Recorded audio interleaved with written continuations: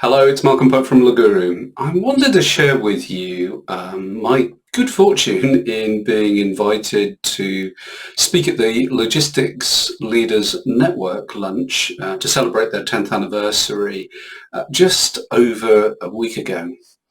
The organisation is absolutely superb and I recommend it highly in terms of really looking to interact and collaborate and discuss with people that are working within the logistics and supply chain industry. Slightly over 50 people attended, and I had the good fortune to share the presentation stage with Simon Wheeler of Howdens.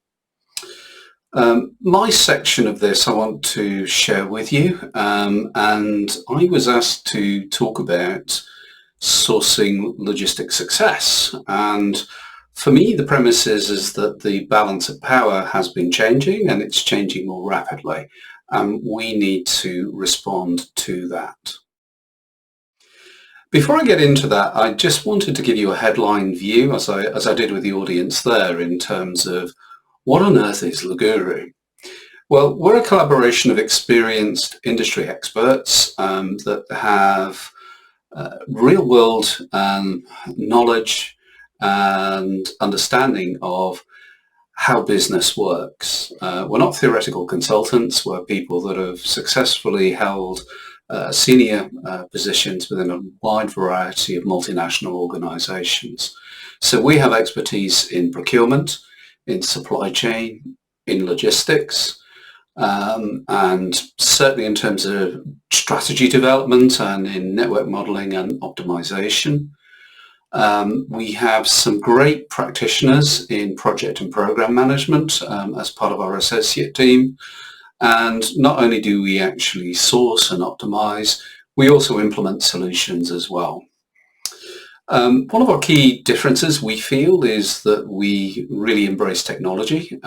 We have a former Chief Information Officer working within us, together with others, and that allows us to be maybe a little precocious in terms of our ability to understand, configure, select, and implement all sorts of supply chain related IT systems.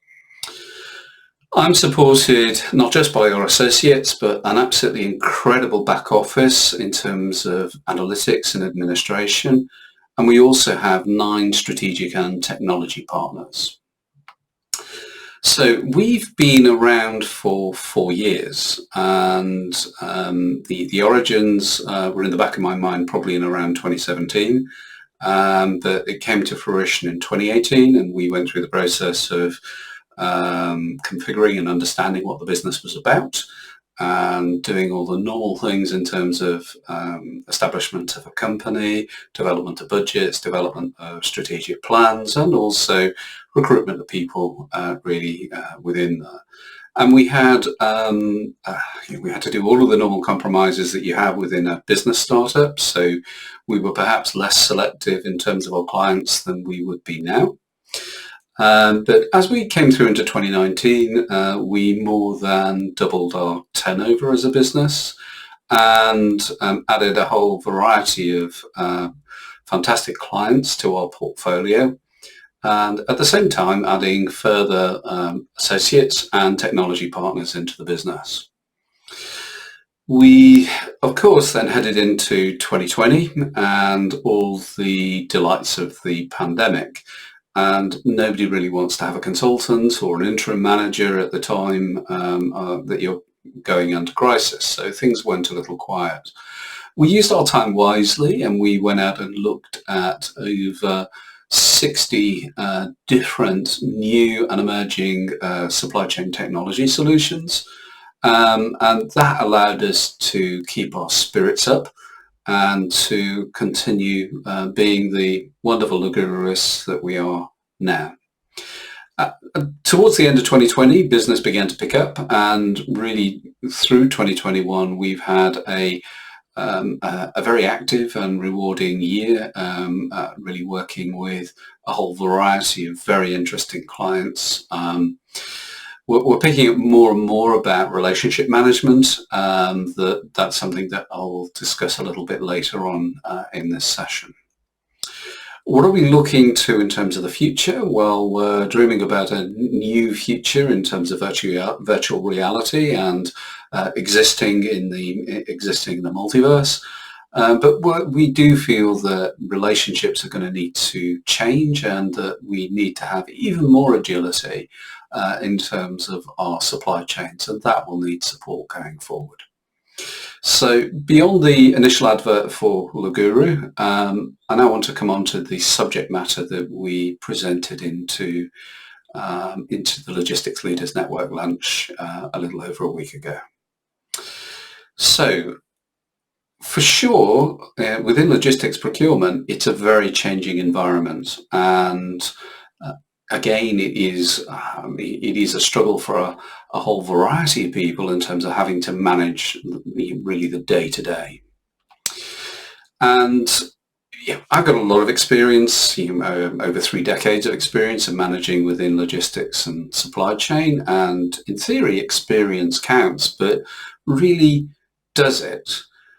Because I've never experienced a situation like this in my career, and the view here really, I feel, is that this is new territory for all of us. So certainly business has and will continue, but there are going to be compromises to be found. And in reality, sadly, in a period of change and semi-crisis, costs are going to go up, and we need to perhaps understand that, and perhaps refocus on less about tariff and more about value. Certainly we're going to need to use all of our intellect in order to be able to collaborate to find new solutions for the future. So if we think about what the procurement normal is, there is a whole variety of processes that are touted in terms of 5-step, 6-step, 7-step, infinity-step processes in terms of procurement. In reality, we see perhaps 4 key steps really within this.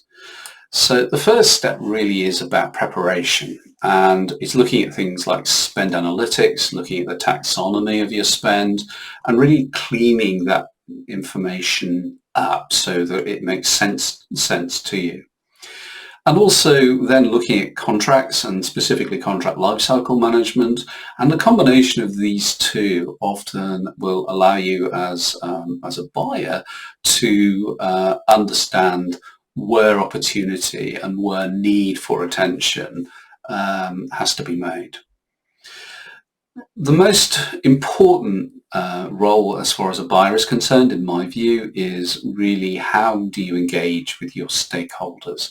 And so a lot of attention should be put into stakeholder mapping, and really there needs to be a strategy and a segmentation also for stakeholder engagement, and we need to do that segmentation on the basis of needs and priority, and sometimes in terms of resistance. Procurement isn't always the most popular organisation in a business.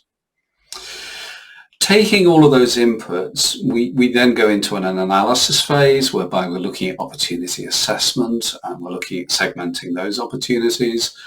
And we're bringing in market intelligence, and we're looking at risk assessment.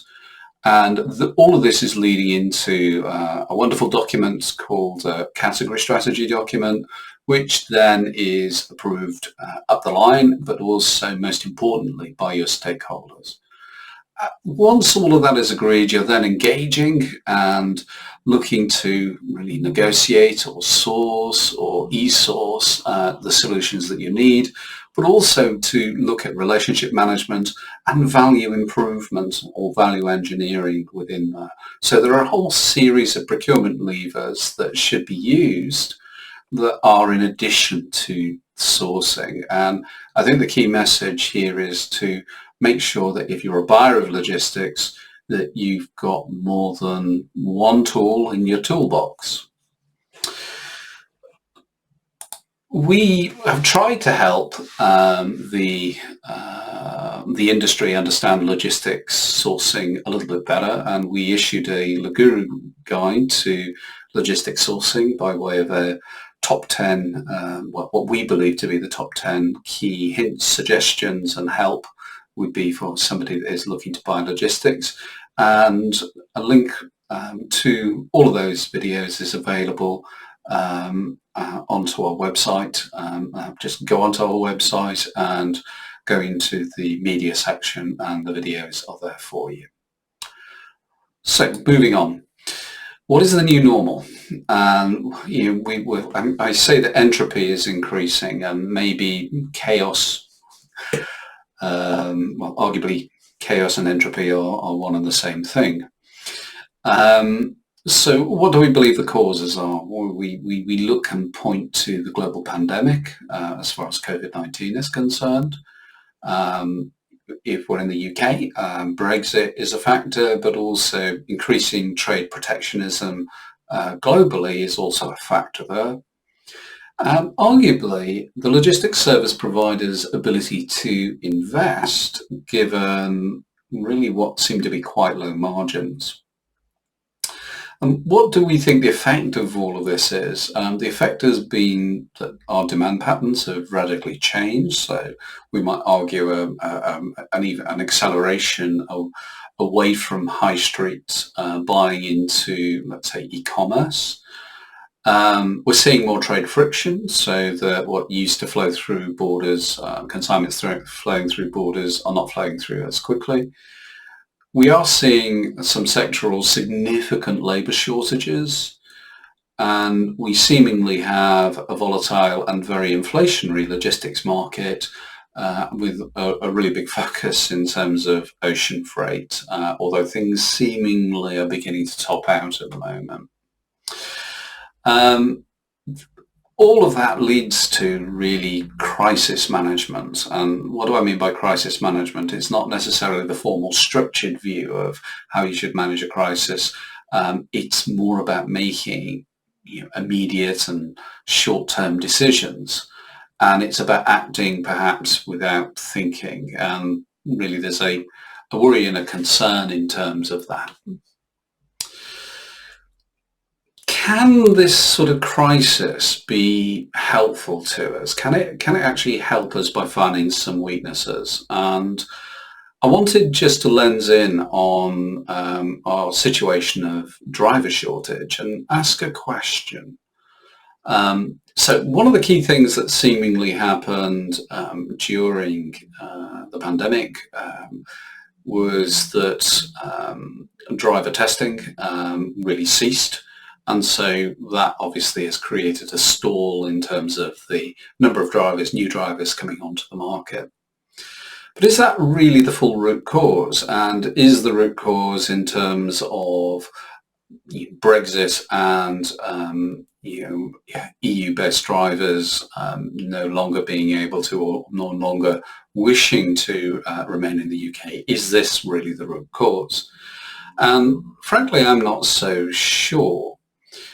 Because if we look at it, if we look at the reward for drivers, so in relative terms for the hours they work, the wages are low, and perhaps there's a feeling of a limitation of career development.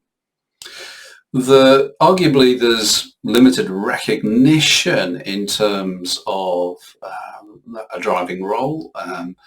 I think we need to examine the treatment of drivers in terms of when they're coming onto sites, and are they something that we need to sort of quarantine and keep away from, or are they somebody that we should treat with really respect?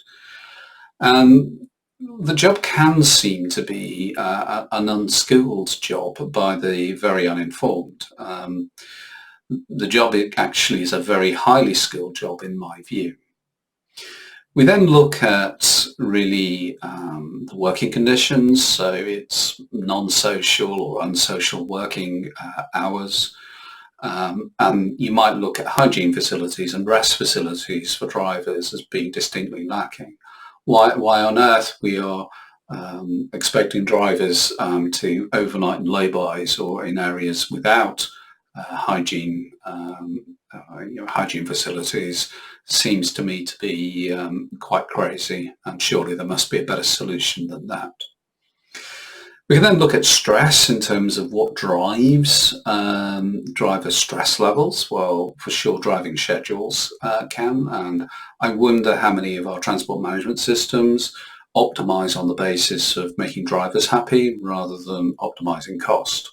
And that might be an area that people need to reconsider. But for sure, there are traffic, there are queues coming into distribution centres, and again, that all-pervading lack of respect. I think the industry and really can look unattractive generally in terms of supply chain, although I think more recently people are beginning to understand the deep value that the supply chain and logistics discipline delivers to us all. From a driver perspective, it can feel as though a career in a cab is unaspirational.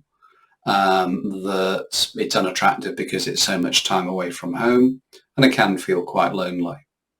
And my question there then comes down to the algorithms and how we're planning. Can we actually structure our plan in a better way that actually favours making the job more attractive? So, what is our response to the new normal? And my sort of metaphor for this is, how do we put the head back on the chicken? Because our initial response is that perhaps we panic, we're fighting for resources, we seek to pay much more when all the traditional views in terms of paying or in terms of salary is that it's probably one of the lower factors in terms of attracting people or retaining people into a job. We have poorer service levels, and we've got an awful lot of short-term thinking. And this is, if you like, the initial reaction and response. But I would argue that really we begin to need to take a more considered response. We have to accept our new reality.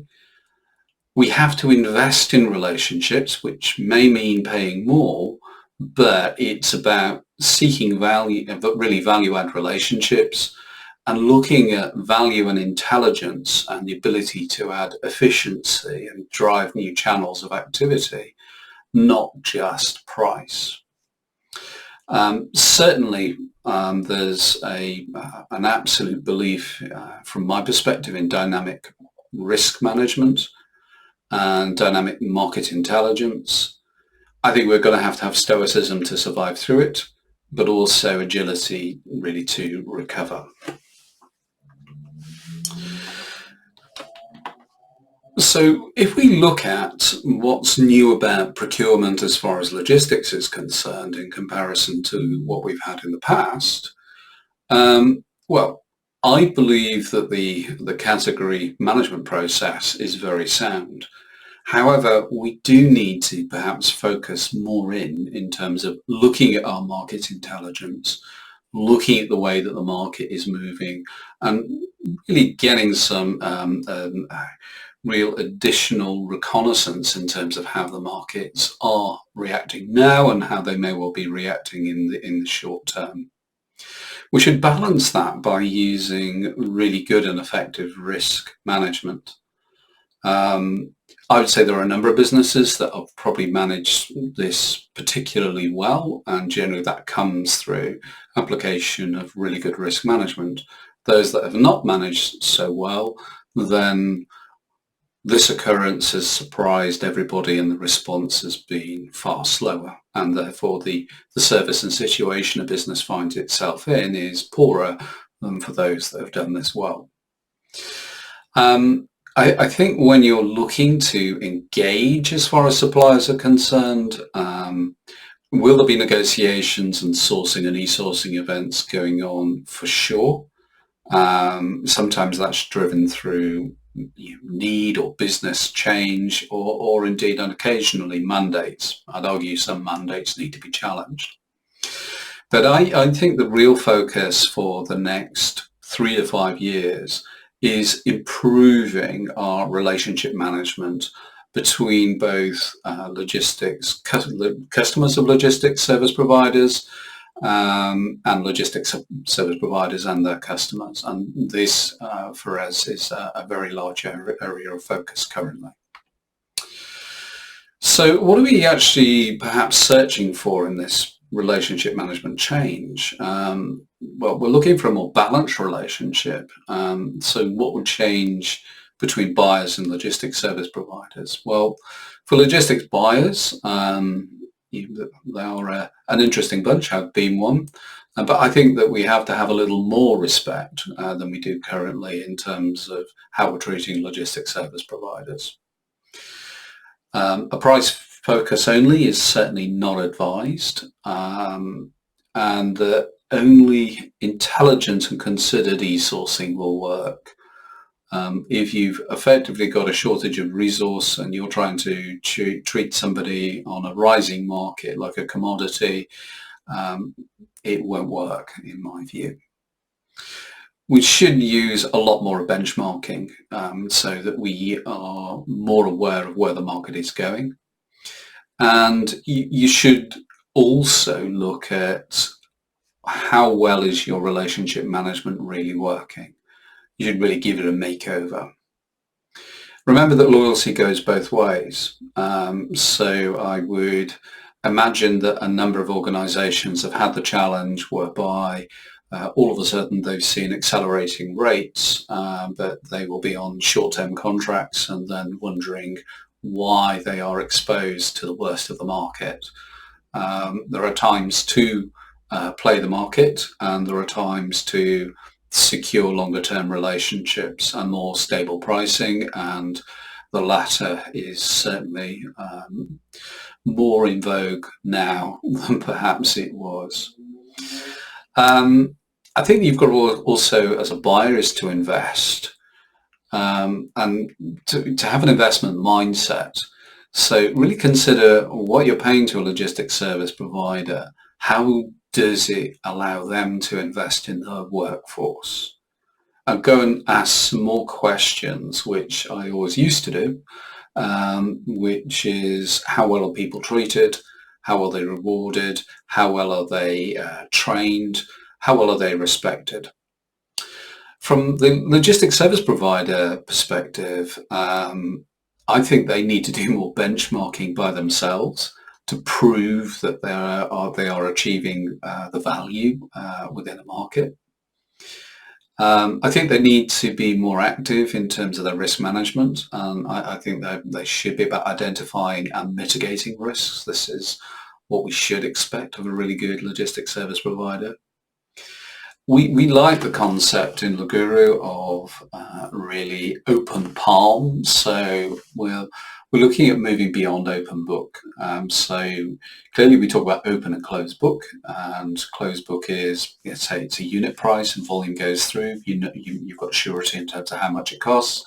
Open book is a level of revealing of the price that is being paid by the logistics service provider to provide the services. We say open palm is a step further, which is allowing the customer into the logistics service provider's processes so that they can evidence to themselves that, for instance, in terms of procurement, that best practice is being followed and that value is being achieved. To a large extent, I think logistics service providers could achieve longer continuity of relationships if they were more open to this, but also being honest and open in terms of the profitability that they are seeking. I think they've got to demonstrate their efficiency, and I see countless logistics service providers that are hiding their lights under a bushel all the time, but they don't tend to promote the high quality of service and the innovation, and they really need to, because that's a balancing factor in a customer's mindset. They do need to demonstrate and with full visibility their proficiency within procurement. They need to live improvement, and of course they need to be sustainable as well.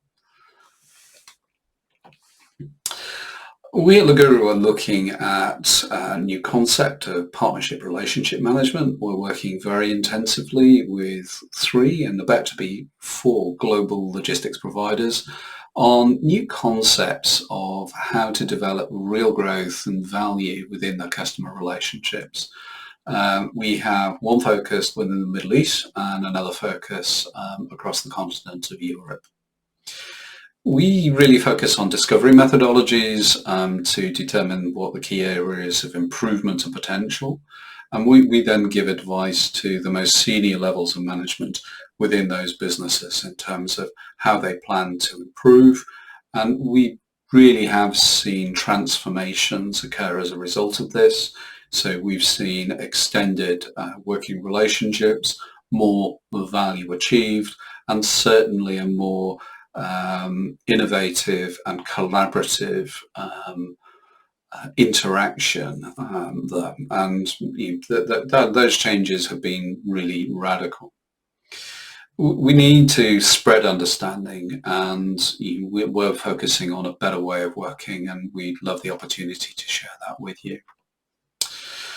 So coming to the conclusion, what's the elephant in the room that I've missed? Well, clearly, once we've got through the pandemic and Brexit has settled down and trade wars have settled down and whatever other global threat is facing us, the one thing that still remains to be considered is really climate change.